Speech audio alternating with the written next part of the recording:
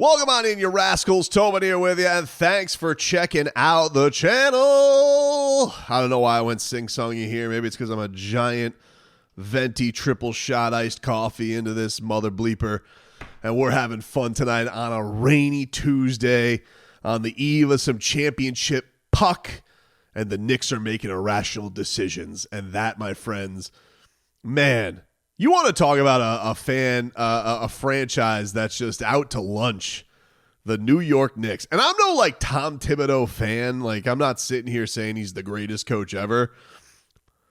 But in an age where like no coaches seem to be valued anymore, it's never been valued less, right? Coaching has never been valued less in the National Basketball Association. You could win a championship, 2 years later, you're gone. You could get a team to their first conference finals in 25 years. Poof, you're gone. And it is interesting from a Heat fan's perspective to watch all of this, because the Heat are really running their organization in a different way than everybody else. And I'm not here to say what's better, what's not. You know, any Bobo from the Bronx who wants to be like, but we were in the conference finals. Congratulations, welcome. You finally did it. You finally were able to make it. Bully for you, huh? But the reward for that was Tom Thibodeau iced after the series, and apparently there was rumors that like there was kind of things all year that they were getting to the point of Thibodeau. This always happens with Thibodeau, where it's like, people have him, they love him, he whips you into shape, and then eventually you kind of wear thin on him. Stan Van Gundy, kind of the same ilk of this, where it just draws death on guys. And I am curious to know how Heat fans feel about this, because there is a different accountability game the Heat are playing right now, because their coach just got signed to an 8-year extension last year. I think deserved. And the team has just suffered 2 first-round exits that were not up to team standard. They have all acknowledged it. An embarrassing sweep. Only the second time Erik Spoelstra has been swept in his career.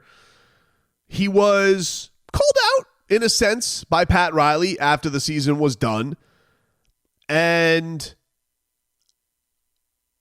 there's not a shot that he's going to get fired. But to me, while there, I guess, could be questions about, is Erik Spoelstra burnt out? Is the job wearing thin? He's been doing it for a while, which he gave. I mean, some of that stuff was broached in his exit interview. I wasn't there for that press conference, but he was like, nice try. Like he's like, nice. I'm not evaluating anything. But I will say it's kind of crazy for me as a team that, you know, as a person who roots for the Heat, right?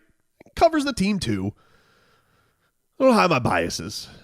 And I think was properly critical of the coach this year when it was warranted. I will say this. I think the guy is a tremendous coach. I think good coaches can have down years or can have troubling years. But I think we can all acknowledge this was a special circumstance season for Erik Spoelstra, right? Like, you want to talk about the issues of the offensive struggle, okay, but it's not like the guy's never been innovative with offense or moves that he's ever made before. The way he prepares his team, the way that he has his squad ready, I don't ever look at Erik Spoelstra and think, man, somebody's really stifled their game because of Erik Spoelstra. They're not getting the best out of that player because of Erik Spoelstra, right? Like, yeah, they may not have a run and gun offense, and they may not have like the fun, but how many guys have you really looked at upon like, man, that guy, he truly didn't flourish under Erik Spoelstra? I guess Terry Rozier is the answer for that. And is anybody blaming Spo for that? I don't know. And I get why people can get to a point and I think want some semblance of change. I think when you're rooting for a team and they just get boat raced in a series by a record margin, and that's not what the standard they built up is at anymore. Sure, I understand that there needs to be evaluation for all of that stuff. Don't get me wrong. But I have more. The way I put it is, I think that I have more faith that Erik Spoelstra is a good enough coach to fix it and find those solutions in a real situation of team building, not his best player taking a Molotov cocktail to the season, than I am just handing it off to new guy. And maybe it'll be some new guy in the organization. Maybe it could. I'm not saying Chris Quinn couldn't do a good job. I'm sure Chris Quinn could do a good job. Just like when people weren't sure if Erik Spoelstra could do a good job. He did a good job, but even his own players would say went through his own growing pains. There's going to be growing pains, right? But this is interesting. It's interesting to look at the league right now and look at rings never being, they don't mean anything to these franchises anymore. Michael Malone, if he wears thin on his players, they get rid of the coach. If Budenholzer wears thin on his players, after family members' deaths, see a Budenholzer.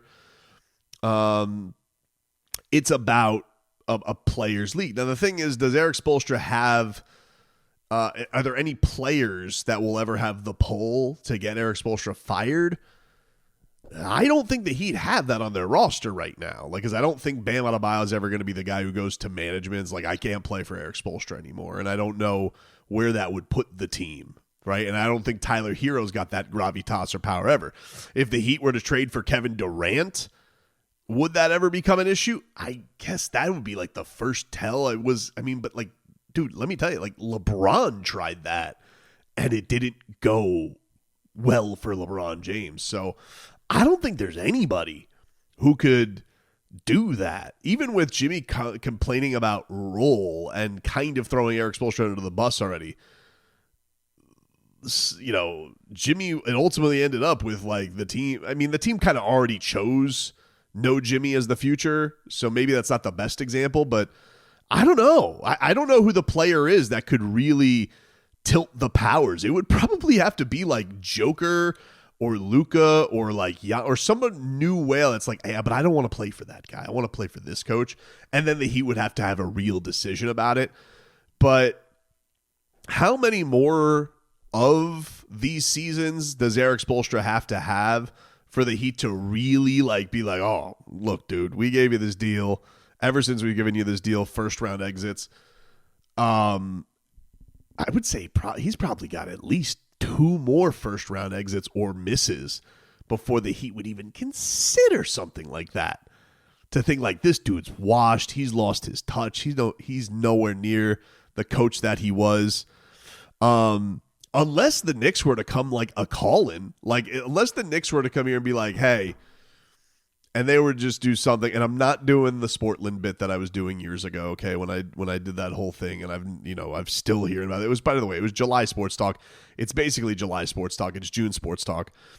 But unless it were to get to a point where the Knicks were like snooping around Spo and being like, Cat for Spo, rest of his contract. Cat for Spo, Chris Quinn's your coach. I don't know how that salary would have to work. I guess they would have to trade expiring deals there.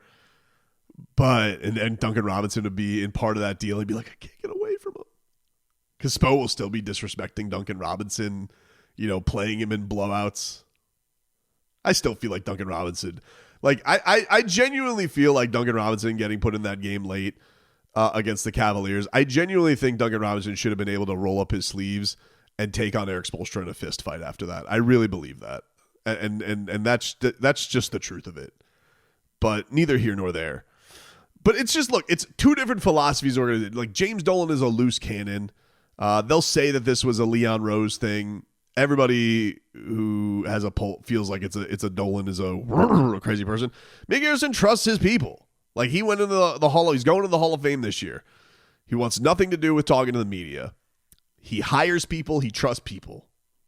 Pat Riley did to Spo what he thought. He's like, hey, I've never. He said the truth, and I probably to a point where his coach didn't even love it. That he's like, hey, he's been dealing with a lot off the court. I've never seen him more burnt out.